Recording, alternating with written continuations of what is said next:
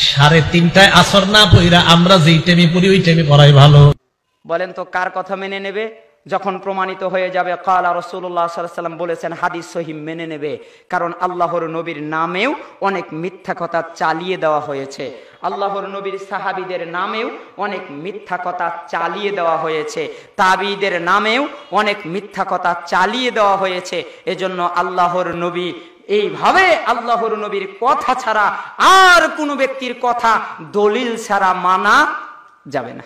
তাহলে বোঝা যায় হানাফি মাযহাবের যারা বিখ্যাত আলেম এরাও তাকলিদ করতে বলে নাই, অন্ধ অনুসরণ করতে বলে নাই। তিনি বলছেন মান সাল্লাল বারদাইন, দুইটি ঠান্ডার সময়।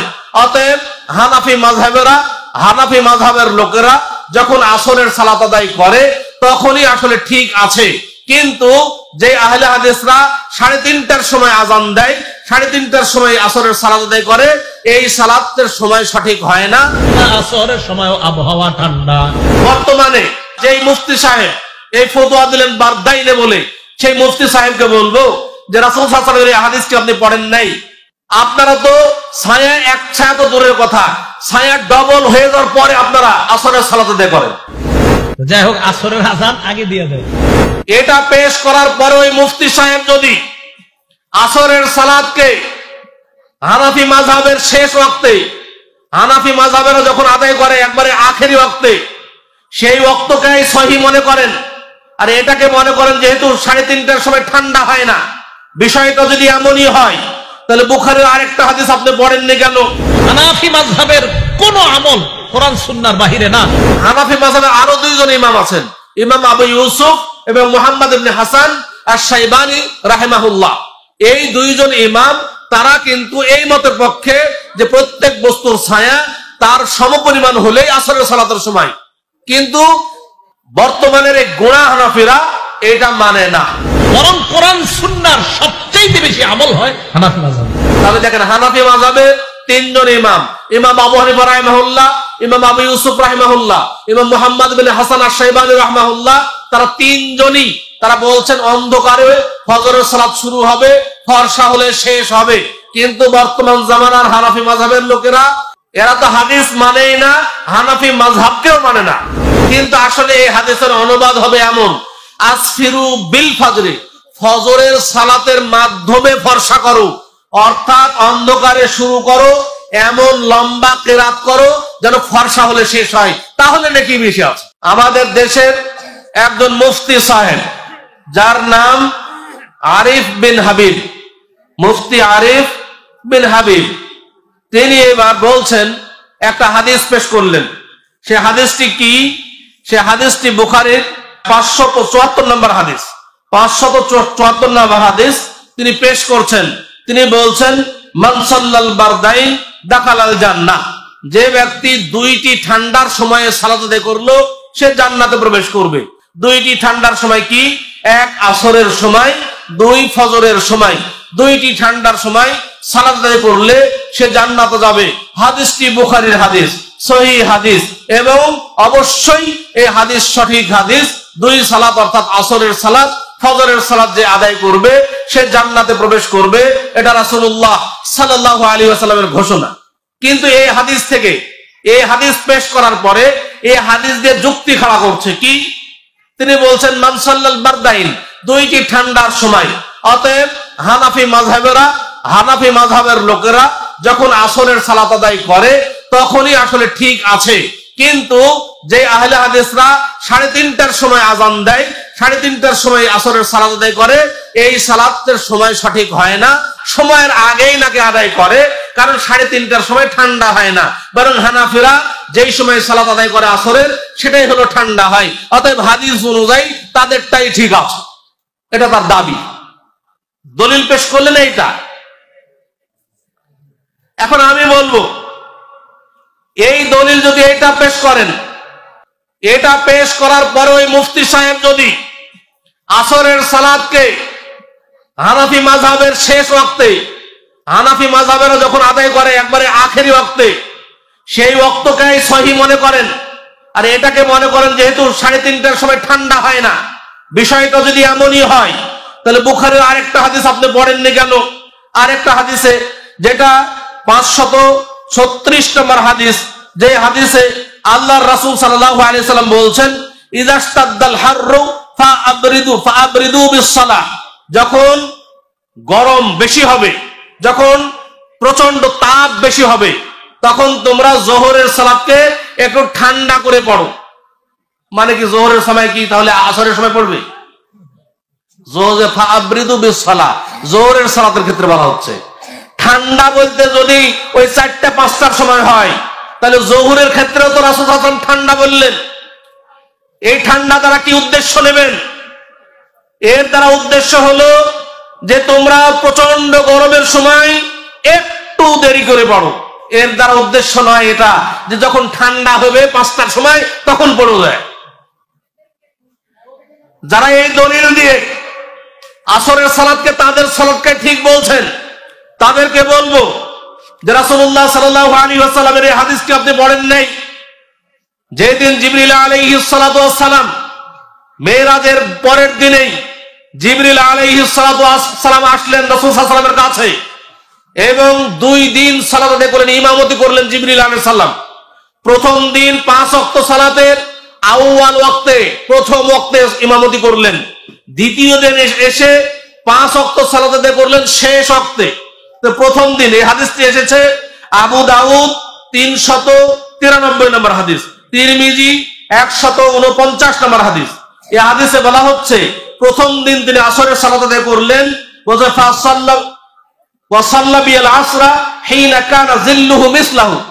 প্রথম দিন জিবরিল আলাইহিস সালাতু ওয়াস সালাম আসরের সালাত আদায় করলেন যখন সূর্যের ছায়া প্রত্যেক বস্তুর সমপরিমাণ হলো। অর্থাৎ একটা ধরেন আপনার এই মোবাইল, আমার এই মোবাইল সূর্যের নিচে দাঁড় করিয়ে দিলাম, মোবাইল যতটুকু লম্বা ছায়া ততটুকু লম্বা, এতটুকু সময়ে তিনি আসরের সালাত শুরু করলেন। এটা হলো প্রথম ওয়াক্ত। বর্তমানে মাযহাবী যারা, যেই মুফতি সাহেব এই ফতোয়া দিলেন বারদাইনে বলে, সেই মুফতি সাহেবকে বলবো যে রাসূল সাল্লাল্লাহু আলাইহি ওয়াসাল্লামের এই হাদিসটি আপনি পড়েন নাই। আপনারা তো ছায়া এক ছায়া তো দূরের কথা, ছায়া ডবল হয়ে যাওয়ার পরে আপনারা আসরের সালাত আদায় করেন। আরো বলবো রাসূল সাল্লাল্লাহু আলাইহি ওয়াসাল্লাম আসরের সালাত কখন আদায় করতেন তারও তো কিছু হাদিস আছে। বুখারী 550 নম্বর হাদিস, আনাস ইবনে মালিক রাদিয়াল্লাহু তাআলা আনহু হতে বর্ণিত, তিনি বলছেন, কানা রাসূলুল্লাহ সাল্লাল্লাহু আলাইহি ওয়াসাল্লাম ইউসাল্লিল আসরা, রাসূল সাল্লাল্লাহু আলাইহি ওয়াসাল্লাম আসরের সালাত আদায় করতেন। ওয়াশ শামসু মুরতাফিআতুন হাইয়াতুন, এমন সময় আসর আদায় করতেন যখন সূর্য উপরে থাকতো এবং কিরণ দিত। ফায়াযহাবু যাহিবু ইলাল আওয়ালি, তারপরে আসরের সালাতের পরে কিছু সাহাবায়ে কেরাম মদিনার উঁচু স্থানের দিকে যেতেন। ফায়াতিহিম, এবং উঁচু স্থানের দিকে গিয়ে আবার মসজিদে নববীতে ফিরে আসতেন, মদিনায় ফিরে আসতেন। ওয়াশ শামসু মুরতাফিআতুন, তখনও ফিরে আসার পরেও সূর্য উপরেই থাকতো। ওয়া বা'দুল আওয়ালি মিনাল মাদিনা আলা আরবাআতি আময়ালিন আও নাহবিহি, আর কিছু উঁচু স্থান, যে উঁচু স্থানগুলোতে সাহাবায়ে কেরাম আসরের পরে গিয়ে আবার মদিনায় ফিরে আসতেন, কিছু উঁচু স্থান ছিল 4 মাইল বা অনুরূপ দূরে অবস্থিত। তাহলে 4 মাইল যাবেন হেঁটে, আবার 4 মাইল আসবেন, কয় মাইল হলো? 8 মাইল। আসরের সালাত আদায় করে 4 মাইল গেলেন, আবার ফিরে আসলেন, এরপরেও সূর্য উপরে থাকতো। আপনারা যখন সালাত আদায় করেন 4 মাইল যাবেন আর 4 মাইল আসবেন, এই সময় আপনার কি সূর্য কিরণ দিলে উপরে থাকবে? আরেকটা হাদিস দেখুন, বুখারী 2485 নম্বর হাদিস, রাফি ইবনে খাদিজ রাদিয়াল্লাহু তাআলা আনহু বর্ণিত, তিনি বলছেন, কুননা নুসাল্লি মা'আন নবী সাল্লাল্লাহু আলাইহি ওয়াসাল্লাম আল আসরা, আমরা নবী সাল্লাল্লাহু আলাইহি ওয়াসাল্লামের সাথে আসরের সালাত আদায় করতাম। ফানানহারু জাজুরান, আসরের পরে একটি উট জবেহ করলাম। ফাতুকসামু 10 কিসামিন, সেই উট জবেহ করে উটের গোশতকে 10 ভাগে ভাগ করলাম। ফানাকুলু লাহমান নাদিজান ক্বাবলা আন তাগরুবা শামস, তারপরে ওই উটের গোশত রান্না করে সূর্য ডুবার আগেই ওই রান্না করা গোশত খেলাম। বলেন, আসরের পরে একটা উট জবে করলাম, উট জবে করার পরে উটের গোশতকে কুটলাম, 10 ভাগে ভাগ করলাম, সেই উটের গোশত রান্না হলো, রান্না করা গোশত খেলাম কখন? সূর্য ডুবার আগে। এই হাদিসগুলো দ্বারা কি প্রমাণিত হয়? যে সালাত শুরু হবে আসরের প্রথম ওয়াক্ত কখন? আসরের সালাতের প্রথম ওয়াক্ত হলো প্রত্যেক বস্তুর ছায়া যখন তার সমপরিমাণ হবে, এই সময় আসরের সালাতের সময় শুরু হবে। আর শেষ সময় হলো প্রত্যেক বস্তুর ছায়া যখন ডবল হবে, তখন আসরের সালাতের শেষ সময়। আর রাসূলুল্লাহ সাল্লাল্লাহু আলাইহি ওয়াসাল্লাম বলছেন, আফদালুল আমাল আস-সালাতু লিআউয়ালি ওয়াক্তিহা, সর্বোত্তম আমল হলো প্রথম ওয়াক্তে, আউয়াল ওয়াক্তে সালাত আদায় করা। আরেকটা দেখেন, মাযহাবী ভাইরা ফজরের সালাত কখন আদায় করেন? একেবারে ফর্সা হয়ে গেলে, একেবারে মনে হচ্ছে সূর্য ওঠা ওঠা ভাব, এই সময় তারা ফজরের সালাত আদায় করেন। দেখেন ফজরের সালাত রাসূলুল্লাহ সাল্লাল্লাহু আলাইহি ওয়াসাল্লাম কখন আদায় করেছেন? ফজরের সালাত আদায় করেছেন রাসূল সাল্লাল্লাহু আলাইহি ওয়াসাল্লাম। প্রথমত বলবো, দেখেন মাযহাবী ভাইয়েরা বাকি 11 মাস, রমজান মাসের বাইরে বাকি 11 মাসই তারা একেবারে ফর্সা হলে আদায় করে, কিন্তু যখন রমজান মাস চলে আসে তখন ফর্সা হলে আদায় করে না অন্ধকার থাকতে আদায় করে? জিবরিল আলাইহিস সালাতু ওয়াস সালাম ফজরের সালাতের প্রথম দিন তিনি কি করলেন, কখন আদায় করলেন? বলছেন ফজরের সালাত আদায় করলেন ওয়াসাল্লা বিল ফজরা হিনা হারুমাত তুআমু ওয়াশ শারাবু আলা সাইম। তিনি ফজরের সালাত তখনই আদায় করলেন যখন একজন সায়েমের সিয়াম পালনকারীর জন্য খাওয়া পান করা হারাম হয়ে যায়। কখন হারাম হয়? সুবহে সাদিক হলে। এটা হলো ফজরের প্রথম সময়, যেটা জিবরিল আলাইহিস সালাতু ওয়াস সালাম আদায় করেছেন।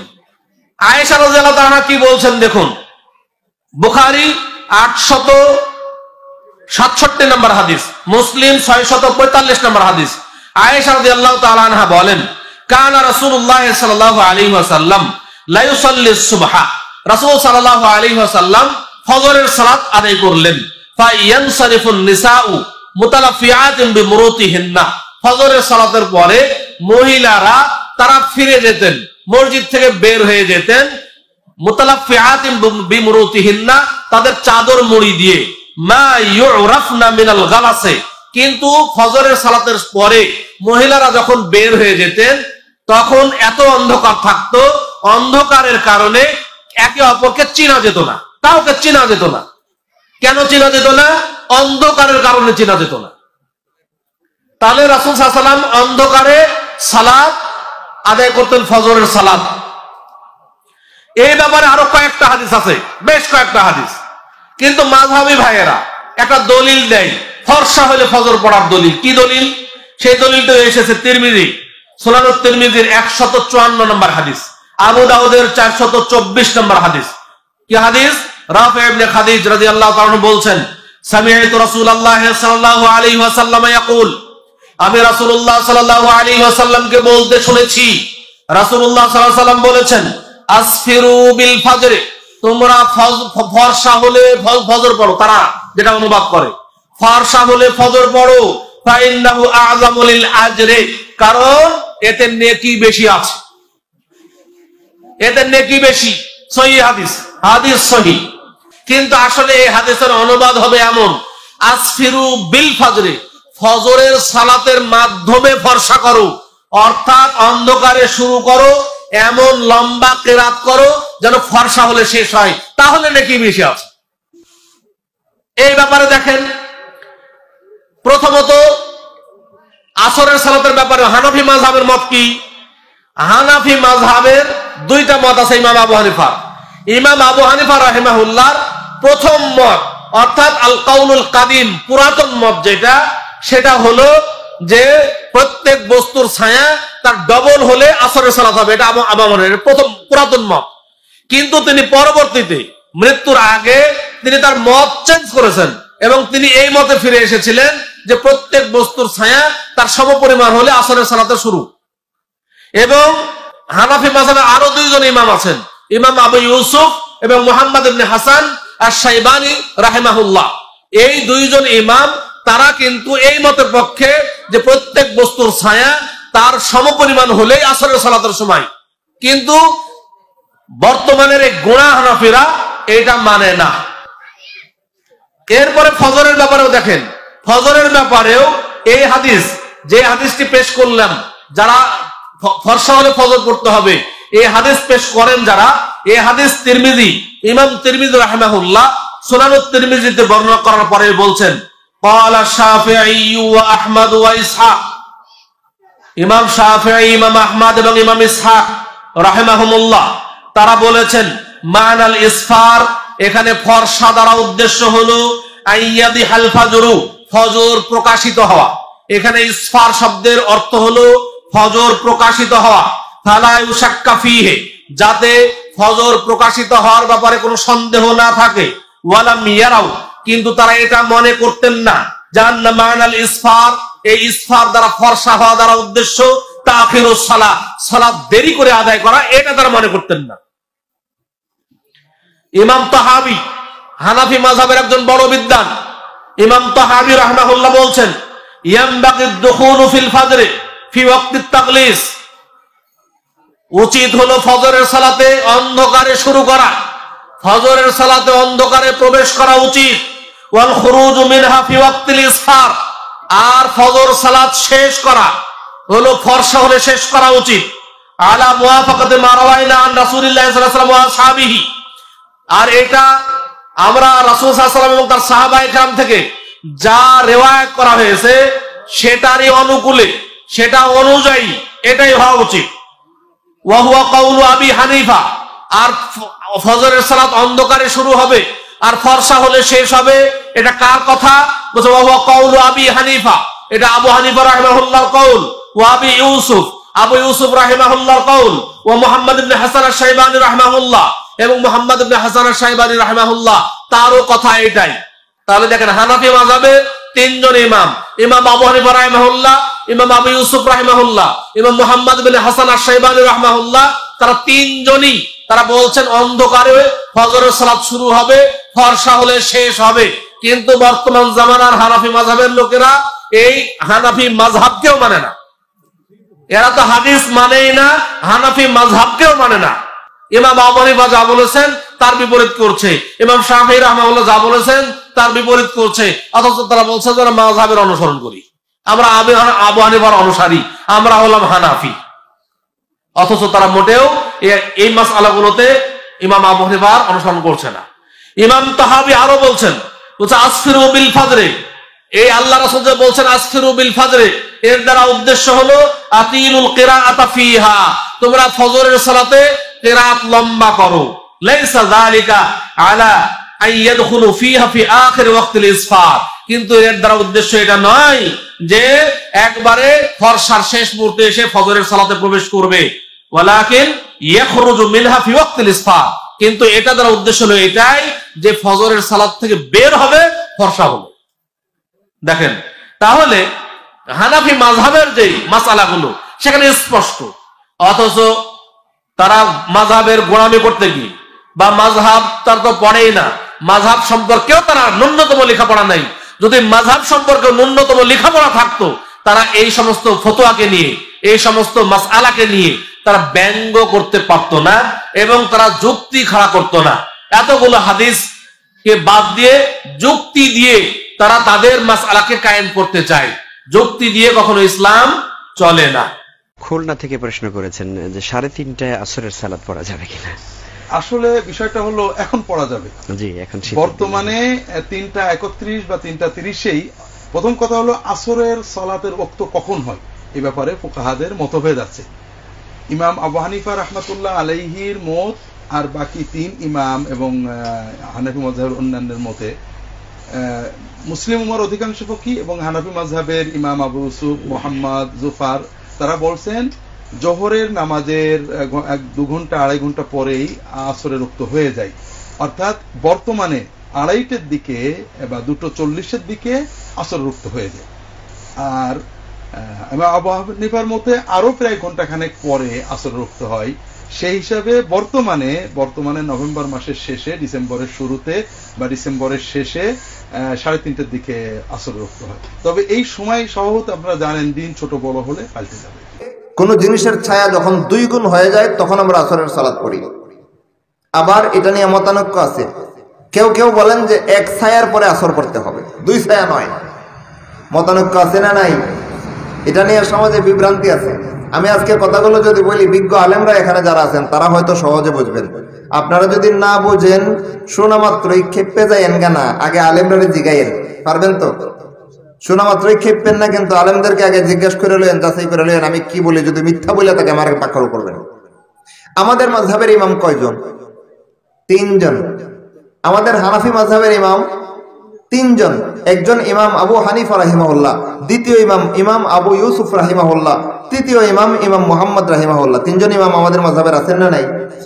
একজন শাইখ আবু হানিফা, আর বাকি 2 জন সাহেবাইন ছাত্র আবু হানিফার কাছে লেখাপড়া করেছেন। এই যে 3 জন ইমাম আমাদের হানাফি মাযহাবের, এর মধ্য থেকে ইমাম আবু হানিফা রাহিমাহুল্লাহর 2টা কওল আছে, 2টা মত আছে এই মাসালার ব্যাপারে। উনার কাদিম কওল, প্রথম কওল, পুরান কথা, আগের সর্বপ্রথম উনি যেই কথাটা এই ব্যাপারে বলেছেন, আবু হানিফা বলেছিলেন যে 2 ছায়ার পরে আসর পড়তে হবে। সূর্য ঠিক দ্বিপ্রহরে যেই জায়গায় থাকে, কোন জিনিসের ছায়া যখন 2 গুণ হয়ে যায়, এরপরে আসরের সালাত পড়তে হবে, এর আগে আসরের সালাতের ওয়াক্ত হবে না। এটা ইমাম আবু হানিফার প্রথম দিকের এক কথা। শেষ দিকে আয়েশা ইমাম আবু হানিফা রাহিমাহুল্লাহ ইন্তেকাল করার কিছুদিন আগে এই কথা রুজু করেছেন। রুজু করার দলিল আছে।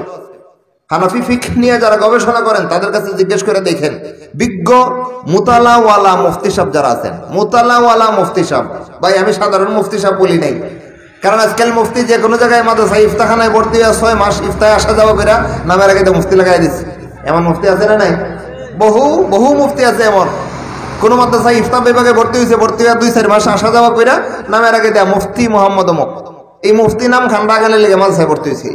এরকম নামদারি মুফতি না, মুতালাওয়ালা মুফতি, যারা হানাফি মাযহাবের উসুলি কিতাবগুলো, ফিকহের কিতাবগুলো ভালো রকম মুতালা করে, এদেরকে জিজ্ঞেস করে দীক্ষা লইয়েন, যাচাই করে লইয়েন। ইমাম আবু হানিফা রাহিমাহুল্লাহ প্রথম দিকে যেই কথাটা বলেছিলেন যে 2 ছায়ার পরে আসর পড়তে হবে, জীবনের শেষ দিকে এসে ইন্তেকালের আগে এই কথার থেকে রুজু করেছিলেন বলেও কিছু মত পাওয়া যায়। বলা আছে যে ইমাম আবু হানিফা ইন্তেকালের আগে বলেছেন যে 1 ছায়ার পরে আসর পড়তে হবে, 2 ছায়ার পরে অনেক বিলম্ব হয়ে যায়। এটা ইমাম আবু হানিফা রাহিমাহুল্লাহর 2টা কওল।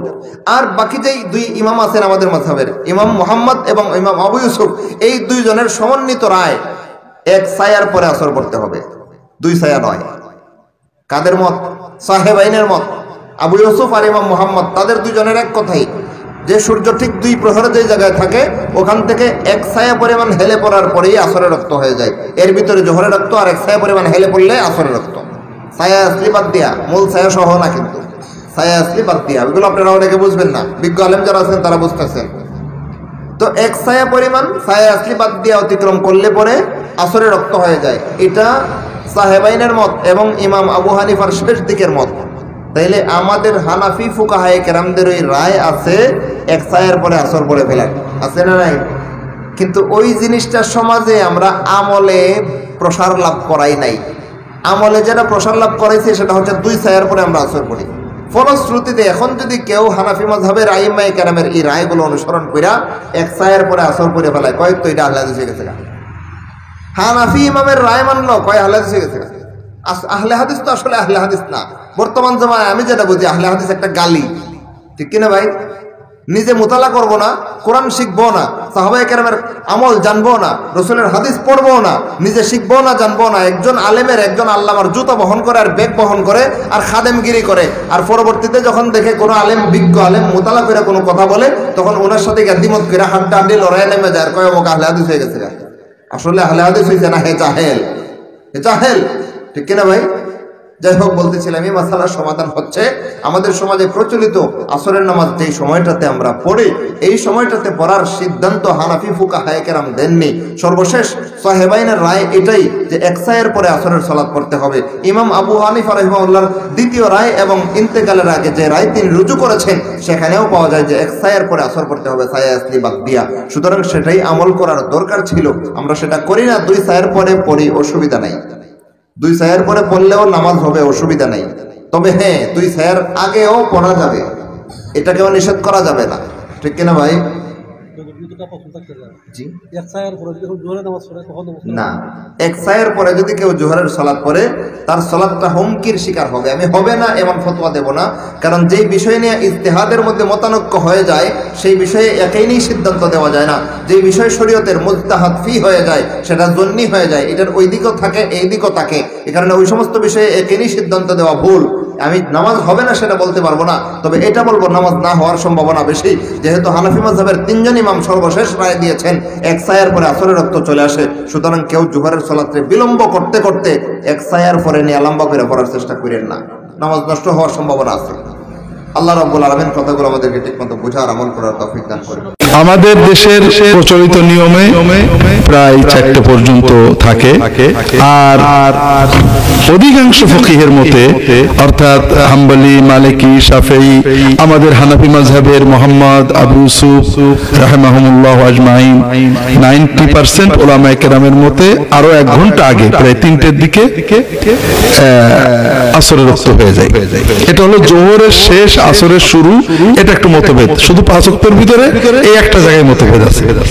মানে মসজিদে নববীতে যে সময়ে আসর হয় ঠিক নবী সাল্লাল্লাহু আলাইহি ওয়াসাল্লামের সময়ও এই সময়ে আসর হইতো, অর্থাৎ প্রত্যেক বস্তুর ছায়া 1 গুণ হওয়ার পরেই নবী সাল্লাল্লাহু আলাইহি ওয়াসাল্লাম আসর আদায় করতেন। এখনো মসজিদে নববীতে ওই সময়টাতেই আসর আদায় করা হয়। আর যদি আমরা যে সময় আদায় করি দ্বিগুণ হওয়ার পরে, এই দ্বিগুণ হওয়ার পরে আসর আদায় করে কোনো ব্যক্তির পক্ষে হেঁটে মসজিদে কুবায় যাওয়া, মসজিদে কুবা থেকে এসে মাগরিব পড়া, এটা অসম্ভব ব্যাপার। এবং আমি এটা পরীক্ষা করে দেখেছি যে মসজিদে নববীতে আসর পড়ে আমি হেঁটে হেঁটে মসজিদে কুবায় গেছি, আবার মসজিদে কুবায় গিয়ে 2 রাকাত নামাজ পড়ে কিছুক্ষণ পরে আবার হেঁটে হেঁটে এখানে আসছি, এখানে আসার পরে মাগরিবের আযান দিয়ে দিছি। তাহলে ওখানে ধরেন আসর হয়েছে তখন 3:30টার দিকে, 3:30, 4:45টার দিকে। তো ওই সময় আসর আদায় করে না গেলে, আপনি যদি আমাদের সময় যদি আসর আদায় করেন তাহলে 5:30টায় আসর আদায় করে আপনি মসজিদে কুবায় হেঁটে হেঁটে যাবেন, আবার হেঁটে হেঁটে মসজিদে কুবা থেকে আসবেন, এটা অসম্ভব। তাহলে ওই হাদিসগুলোর ভিত্তিতে বোঝা যায় নবী সাল্লাল্লাহু আলাইহি ওয়াসাল্লাম ওই 1 গুণ হওয়ার পরেই আসর আদায় করতেন। শাফিঈ মতামত অনুযায়ী আসরের নামাজ 3:30 কি আদায় করা যাবে? জি, শাফিঈ মত নয় বা হানাফি মত নয় বা মালিকি মত নয়। আপনি বলবেন যে কোরআন এবং সুন্নাহর ইয়া থেকে আপনার কাছে প্রাধান্য পাচ্ছে, যে এভাবে বলবেন যে আমার কাছে কোরআন এবং সুন্নাহর দলিল বুঝে প্রাধান্য পাচ্ছে যে দ্বিতীয় মাসালে ওয়াক্ত হয়ে যায় আসরের, এইটা এভাবে বলবেন। কোনো মতকে, কোনো ব্যক্তিকে প্রাধান্য দেওয়া আমাদের উদ্দেশ্য না, আমার উদ্দেশ্য হচ্ছে হাদিসকে প্রাধান্য দেওয়া, এটা খেয়াল রাখবেন সবসময়। তো আপনি বলবেন এটা যে যেহেতু দ্বিতীয় মাসালে ওয়াক্ত হয়ে যায় এটা আমাদের কাছে বেশি প্রাধান্যপ্রাপ্ত মত, সেহেতু আমরা দ্বিতীয় মাসালে দ্বিতীয় মাসাল তো দ্বিতীয় যে কোনো জিনিস দ্বিতীয় ছায়া, প্রথম ছায়া তারপর দ্বিতীয় ছায়া। তো প্রথম সামান্য একটা ছায়া থাকে অল্প, এটাকে বলা হয় ফায়াজ্জাল বা আসল ছায়া। এরপর একটা ছায়া থাকে এক ডান্ডা, ওই এক ইয়া বরাবর, এক ছায়া বরাবর, মানে এক যে কোনো জিনিসের এক ইয়া পরিমাণ, এক ছায়া পরিমাণ, হ্যাঁ সম পরিমাণ ছায়ার পরে যেটা আসর ওয়াক্তে চলে আসে, এটা হলো বিশুদ্ধতম মত। সুতরাং বিশুদ্ধতম মত অনুসারে আপনি যদি কোনো আসরের টাইম আপনি আগে পড়ে ফেলেন, টাইম হওয়া মাত্রই, এটা সাধারণত 3টার দিকে হয়ে যাবে, 3:15, এখন 3:30 পর্যন্ত যায়, এর মধ্যে হয়ে যায়, আপনি সেখানে নামাজ পড়তে পারবেন, কোনো সমস্যা নেই। শর্ত হচ্ছে এটা কোনো বিরোধিতার জন্য নয়, আপনাকে হাদিসকে প্রাধান্য দেওয়ার জন্য। অর্থাৎ আপনি যেটা করেছেন, হাদিস পাইছেন, আপনার কাছে মনে হচ্ছে যে বেশিরভাগ হাদিস যেহেতু এটাই বলেছে এবং দ্বিতীয় মাসালে আসর নামাজকে নেওয়ার ব্যাপারে সরাসরি কোনো হাদিস নেই, আমি প্রথম মাসালের পরেই আসর নামাজ পড়ে ফেলবো, দ্বিতীয় মাসালের পরে নিব না, তাহলে অবশ্যই আপনার জন্য এটা প্রাধান্য দিয়ে সালাত আদায় করতে পারবেন, কোনো সমস্যা নেই। কোনো মাযহাবের উদ্দেশ্য যেন না হয়, কোনো উদ্দেশ্য যেন না হয় যে কারো বিরোধিতা করার জন্য বিরোধিতা, এটা যেন না হয়, বরং হাদিসকে প্রাধান্য দেওয়ার জন্য যেন কাজটা করা হয়, এটা খেয়াল রাখবেন। পৃথিবীর মানুষ, তোমরা 5 ওয়াক্ত সালাত আদায় করো, বিশেষভাবে আসরের সালাত আদায় করো। আসরের সালাত নির্ধারিত সময়ে আদায় করতে হবে, 5টায় করা যাবে না। দেরি করতে করতে করতে হুজুর একবারে সূর্য ডুবিয়ে দেয় মনে হচ্ছে, সেটাই হুজুরের কাছে পছন্দনীয়। এই চলে প্রত্যেকটা বস্তুর ছায়া যখন তার সমপরিমাণ হবে তখন আসর। আমি বলিনি এই কথা, কে বলেছেন বলো তো? মুহাম্মদ সাল্লাল্লাহু আলাইহি সাল্লাম। আর তুমি যখন আসরের সালাত আদায় করছো তখন 10টা হয়ে গেছে গো, বুঝতে পারোনি কথা? আসরের সালাতের সময় কখন? প্রত্যেক বস্তু যখন তার ছায়াটা তার সমপরিমাণ হবে। কালকে লাঠি খাড়ো করার একটা দিয়ে ছায়াটাতে দাগ দাও, দিয়ে এবার বোতলটা ফেলে দাও, যদি ছায়াটা তার সমান হয়ে থাকে এখন আসরের টাইম হয়ে গেছে। এ কথা আমি বলিনি, কে বলেছেন? মুহাম্মদ সাল্লাল্লাহু আলাইহি সাল্লাম বলেছেন। পৃথিবীর কোন মানুষের কথাকে এই কথার সাথে লাগাবো না। আমি আব্দুর রাজ্জাক বিন ইউসুফ 5 পয়সা দাম নেই, পৃথিবীর কোন মানুষের কথাকে এই কথার সাথে লাগাবো না। উমর রাদিয়াল্লাহু তাআলা আনহুর কথাকে এই কথার সাথে লাগাবো না। মানুষ হিসাবে পৃথিবীর ব্যতিক্রম মানুষ উমর, যে রাস্তা দিয়ে হাঁটতেন সে রাস্তা দিয়ে শয়তান হাঁটতো না। অতএব নির্ধারিত সময়ে সালাত আদায় করার চেষ্টা করুন, এ কথা আল্লাহর আদেশ।